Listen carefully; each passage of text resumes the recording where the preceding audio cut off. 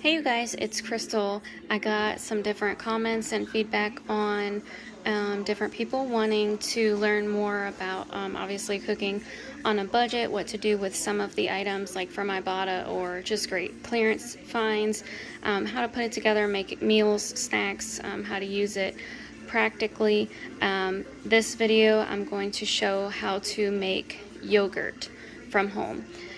Usually I do 2%. I have 1% here. If you saw my video before, I got this for 95 cents. So I'm gonna try with 1%, and I cook mine a little bit longer. I keep it at a temperature, which I'll get to later, a little bit longer, and then I also incubate mine a little bit longer and strain it longer because I like rich, creamy Greek yogurt.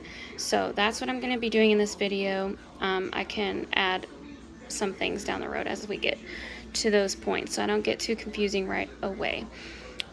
Starting off, just an Instant Pot with a yogurt button would be your best bet. If you don't have one, Google something. There are other ways to make them. I'm just gonna do this video only on the Instant Pot. So I'm gonna start with a gallon of milk. I have a cheesecloth for straining. I will show you what that looks. I'll do that in the next anyway. A thermometer of some sort because we want to watch the temperature of our milk, and a yogurt starter. You can get my husband dropped this out of the freezer, and so this is broken, but you can get like Oikos. You can get a store brand plain yogurt, no sugar, no vanilla, no strawberry, none of that, just plain yogurt as a starter. Super inexpensive, 50, 60, 75 cents for store brand, or you can get like little packets for like $7 to make one batch of yogurt. I think that's a bit ridiculous. I like to do a quarter cup or 4 tablespoons when I'm doing an entire gallon. You can do 2 tablespoons. In my experience, it didn't set up as well, so I just do 4 tablespoons, a quarter cup. If you're only doing half a gallon, again, 2 tablespoons, that's totally fine. I like this. This is what works for me. So I'm gonna go ahead and dump my milk into the pot, the whole gallon.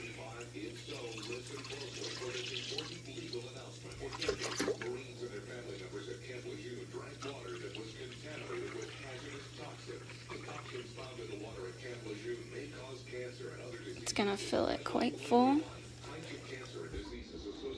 Okay.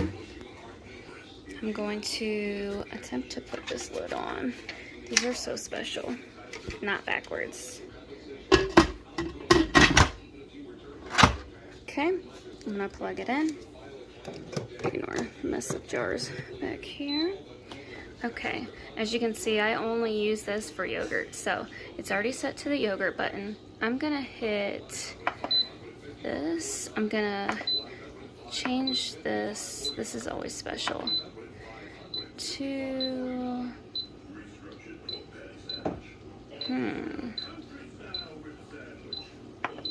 181. Boil, that's what we want. Gonna hit start, and it's gonna preheat. It's gonna bring the temperature up to boil. Once it goes to that temperature, it will make a noise. Because this is a whole gallon of milk, it will take up to 45 minutes or so. It takes a while. Just keep taking the lid off and stir it periodically so that, I do use a roux whisk. I guess you could use any whisk. I like the roux whisk because it gets all the things at the bottom. You don't want to scorch the milk at the bottom. Sometimes I do have some. It's not that big of a deal, but I'll show you more once we get started. So I'm gonna let this sit on the counter, do its thing, heat up, go up there. Once it's up to a high, this will say hot. And once it gets to that point, I will check the temperature and see where we're at. The ideal temperature, we want to get up to 185 degrees, so that's why this comes in handy. Once it hits 185 degrees, I let it sit there for at least 5 sometimes to 8 minutes. I just want it to stay at 105 degrees. I think it makes for a thicker, richer yogurt in the end. So I'll see you back once we're there. Okay, so we're about halfway there now, but I just wanted to show you what I do. You can stir every 10 minutes. Because I use a whole gallon, it does take a lot longer to bring this up to temperature. So I just wait about 20 minutes. You can see it's still not quite there yet. This is what I was talking about when I said a roux whisk. It's just flatter. You can get it down in all the little nooks and crannies. I'm going to take the lid off and just give it a good stir, and then check the temperature. So I'll put my thermometer in here, maybe, and just stir. Again, like you see, this is a perfect shape for an Instant Pot. It just is able to get down all of the all the things, so that nothing sticks to the bottom, because we are heating this, and like I said, we don't want to scorch the bottom. So we'll give this a great stir. It's not going to be, I already know because I make yogurt often, it's not going to be up to temperature. Let's see. We're not even at 150 yet, and we want to get to 185. So I'm going to stir this real well, scraping the bottom, and then put the lid back on and let it come up for at least another 20 minutes or so. Okay, just a quick update. My Instant Pot did get up to boil. It just shut itself off because it got up to heat, but I turned it back on. We're only at 150, and so what I'm gonna do is cancel the boil. You can do this sometimes if you're not doing a whole gallon of milk. You won't have this issue, but I have it sometimes with a whole gallon of milk, especially if it's super cold, like from the back of the fridge. Just to expedite this process, I'm going to come here to saute, and I'm going to make sure we're on high and get this started. It is going to, again, preheat, and what we're going to do is just stir it every probably 3 minutes because it is on high. Again, we don't want to scorch it. I'm going to stand over this and stir it periodically until we do get up to 185 degrees. You can, again, do some other different things. This is what works. It's the fastest for me. I use it, have never had any issues. So this is what I'm going to do since my milk was super cold and didn't get anywhere near the temperature, using the boil button. So again, expedite the process. Okay guys, I exceeded the 185 degrees. I'm actually at 190, so I went ahead and turned off my Instant Pot, stirred around the bottom. When you saute, you're more likely to scorch the bottom. I'll show you what that looks like in a few more steps later. Actually, I'm going to let this cool. I just wanted to share, you really only have to bring the milk up to 180 degrees. I do Greek yogurt and I like it richer and I like it thicker, and so I choose to bring mine up to 185 and leave it there for at least 5 minutes. So this is still holding strong. Actually, we're going to 195. So I need to get this out. I don't want to scorch the bottom again. What I'm gonna do is take the Instant Pot out, like this little pot thing, out of this, and bring it into a sink filled with cold water, just tap water. You can put ice cubes in there if you want.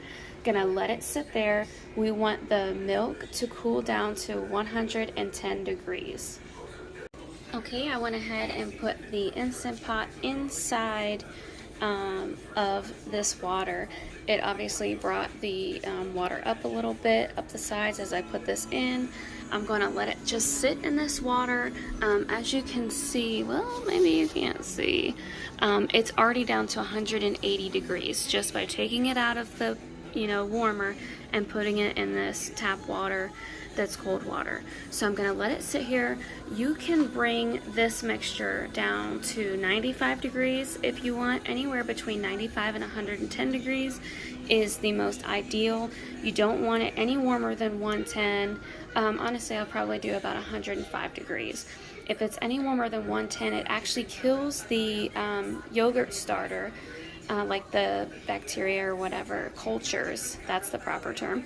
It actually kills the cultures if it's over 110. So we want to cool this down so that we can add our yogurt starter, and I will show you that when we get closer to temperature.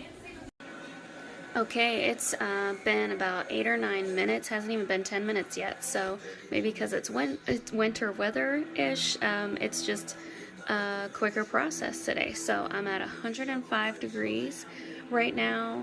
And what I'm going to do, I dumped my yogurt starter, which is just regular. Like I said, you can buy store brand, regular, plain yogurt. I like a 1/4 cup. You don't want too much, you don't want too little, and you don't want to kill it. So what I'm going to do, I put it in here, and I'm going to scoop, I apologize for the thing, the angles, my ring light is having some issues. So here's what I'm going to do. This is called tempering, so I'm just going to put a little bit of the hot liquid in there and try to manage to stir this to heat it up just a little bit. As you've seen, what I do when I make yogurt, once it's finished, I actually measure some out and keep it. So instead of having to continually buy yogurt, you can do this for multiple generations. What that just means is you can take some yogurt out and keep freezing it to reuse. You can, if you have like super cubes, you can freeze them in 2 tablespoon portions if you have that. And anyways, I just, every so often, you can buy a new one just to keep the cultures alive and all that jazz. You can research, I'm not doing it any justice by my explaining, but you can research the importance of that. So what I'm doing is just tempering it. My yogurt was in the freezer. So I am just bringing it up to temperature, mixing it with a little bit of that hot liquid separately, so then when I go to pour this into that, it won't kill all my cultures and stuff. So that's what I did here.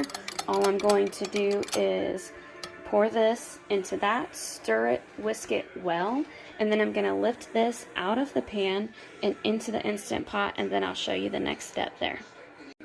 Okay, I replaced the milk and yogurt mixture back in here. I secured the lid and plugged my Instant Pot back in. So what we're going to do is change modes again. We're going to go back to yogurt. I'm going to push the button. We are, sometimes this is very particular. You can incubate, I think, between 80 to 110 degrees, maybe 90 to 110 degrees. This medium is 107 degrees. That works perfectly for me. If you want to do a custom or, excuse me, low, I prefer medium. So that's what I'm going to do.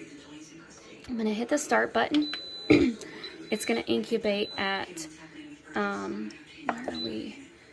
Okay, it's going to incubate at that temperature that I showed before, and here you can change whether you want to go, whether you want to go 8 hours, 9 hours, 7 hours, depending on the recipe. This is your personal preference. I make Greek yogurt, like I said, I want it to be thicker, so I usually do 8.5, sometimes 9 hours.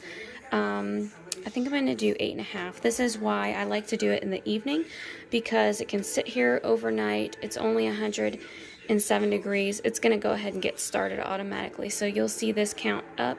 In 1 minute it'll say 1. In 8 hours it'll say 8 hours, etc. So once it goes to 8 hours and 30 minutes, it's going to shut off. Once it shuts off, I like to leave mine. I've noticed for the best results, you can of course pour it from here in 8.5 hours directly into your cheesecloth to strain and put it in the fridge.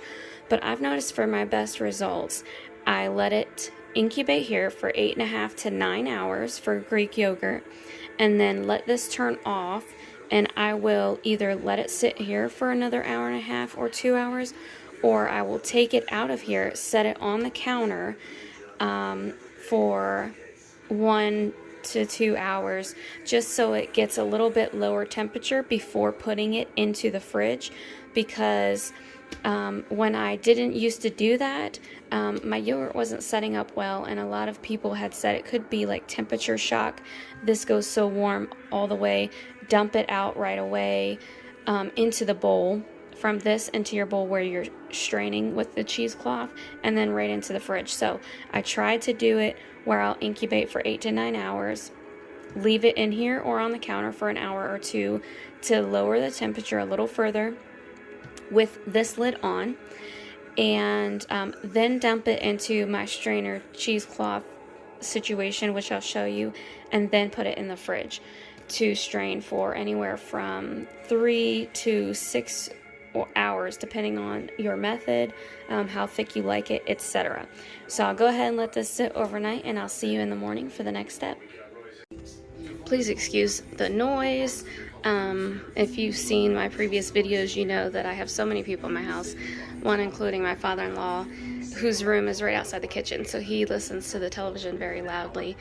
So that's what's in the background. I apologize. This has been sitting overnight. I did do 8.5 hours and then decided to leave it inside the pot with the lid on. It's just continuing the incubation process, but also like slowly bringing it down in temperature to be able to go into the fridge. So I have this not super, generally this is called the spoon test. Generally, once this is finished incubating, you put in the spoon, it sticks right up. Again, I did 1% milk, so I'm not sure, it's not as thick as it usually is for me when I do 2% milk. So but it is in there, so we'll see what it looks like. I'm probably going to need to strain this a little bit longer, get the extra whey out. It'll make it thicker. So again, this has been off sitting on the counter for about an hour. I'm going to dump this into here. This is just a strainer, like a regular colander, like a metal, I think you can see through here slightly, colander with a cheesecloth over it. You want to tuck in the sides because you know, it will drain. Obviously it's going to strain all that whey out of away from the yogurt and then into this bowl. So I have a very large bowl with the colander on top, cheesecloth to help strain it, and I'm going to let it sit in the fridge like this for probably 4 hours, and I'll check it maybe a little bit longer depending on the consistency at that time. So we'll go ahead and move on to that step. Quickly, I wanted to show you, this is why you need to stir regularly. You really should, if you choose to do my method and switch to the saute method to bring up your milk to temperature faster, please do it on low. I don't know why I did it on high this time. Sometimes when you're filming, your brain is all of a sudden forgets everything, and so forgive me for that, but it is possible. You can strain it. I mean, you can saute it on high. Just be very diligent to stir continuously. I stepped away, set a timer for 3 minutes. That was too long, so I did have some scorching. This will wash right off, and as you can see, there's extra whey here. I think next time I have another gallon of 1% milk. I think I'm going to do later tonight, and next time I'll incubate for probably 9 hours just to cook it a little bit longer and hopefully have it thicker. So anyways, this will probably strain. This is what it looks like in my little contraption. This will probably strain for 5 hours, but I'll let you know when we get to that point. Okay guys, it's been about 5 hours. I just wanted to show you. You can see most of the whey has separated, drained out. This is a thicker product, and I did do 1 gallon of yogurt. So 1 gallon, if you strain it to make thicker Greek yogurt like I do, you should get about half and half. So I have 2 quarts of whey here and 2 quarts of yogurt. And so you can throw this away, you can save it to boil pasta in for all the nutrients. There's probiotics and all kinds of vitamins in this. If you have chickens, you can, or dogs, this is great for chickens, dogs, all kinds of things. You can just drink it straight if you want, or dump it down the drain. You can look on YouTube, on Google, all kinds of different platforms where you can find all kinds of recipes for this if you want to do sourdough starter, all the things. So we got 2 quarts from the 1 gallon of yogurt, and then I'm going to mix this up with some honey, vanilla, and monk fruit, and I'll show you the final product. Okay, and this is the final product. As you can see, I used my whisk to whisk in some vanilla. I forgot, I put that away already. Some vanilla extract, which also helps thin it, which is why I strain it a little extra longer, because I put a good deal of vanilla extract in there. Honey, I did put just over a 1/4 cup of monk fruit in here. It's just instead of sugar, so if you don't do monk fruit, you can just add sugar. Add blueberry syrup, add cut up fruit, whatever you want. I leave it this honey vanilla plain. These are Pampered Chef baby food containers. They're 4 ounces, but I like to have like smaller individual portions, quick grab and go and eat. These are my 2 quarts of whey that I got. I'll put in the refrigerator, give some to my dogs, some to my chickens, and the 2 quarts. This is not quite a quart container, and so I guess close anyway. So I have my yogurt in this container and this container, and then 6 of these 4 ounce ones. So that's what 2 quarts of yogurt looks like after the goodies are added. And again, you can eat this by itself. It is incredibly delicious. Should have warned you in the beginning, once you start making your own, you will not want to buy store brand, because this is just way better and super easy. I paid 90 cents, 95 cents, and actually the milk was essentially free, so I paid almost nothing for all of this. A few, some change with some vanilla extract, honey, and monk fruit, but super quick, super simple, and incredibly delicious. So I hope this helps you. If you have any questions in making your yogurt, if you've tried this recipe and loved it, give this video a thumbs up. Again, I'd like to hear any comments in the comment section below, and thanks for watching. Bye.